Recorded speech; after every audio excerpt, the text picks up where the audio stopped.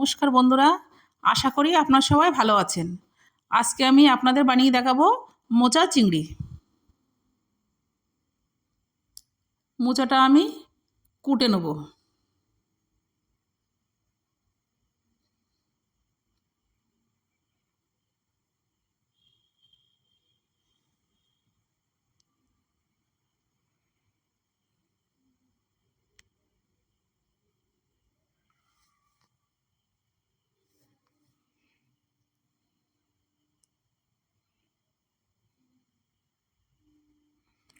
মোচাটা আমার কোটা হয়ে গেছে, আমি সেদ্ধ করে নিয়েছি।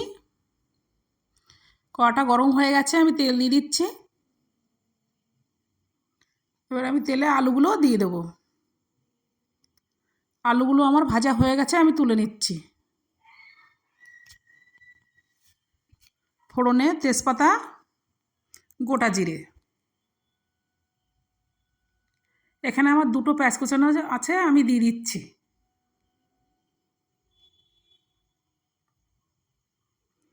এখানে আদা, জিরে, রসুন বাটা আছে, আমি দিয়ে দেবো। দিয়ে নেড়েচেড়ে আমি ভালোভাবে মশলাটা কষে নেব।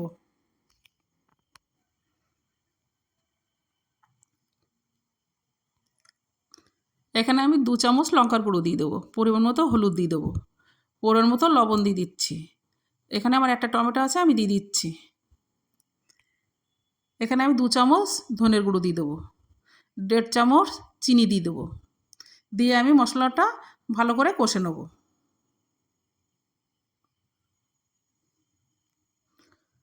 মশলাটা আমার কষা হয়ে গেছে, এবার আমি মোচাটা দিয়ে দেবো। আলুগুলোও দিয়ে দেবো। দিয়ে এবার আমি নেড়েচেড়ে ভালোভাবে কষে নেব।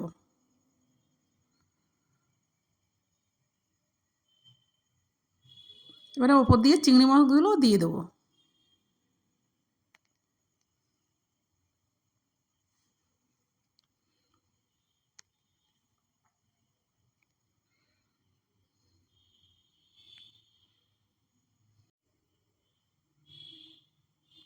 ওপর দিয়ে আমি গরম মশলা দিয়ে দেবো।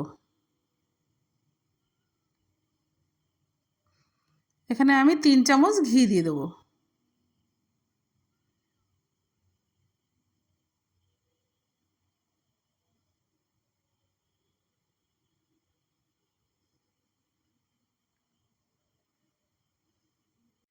দেখুন মোচা চিংড়িটা আমার হয়ে গেছে।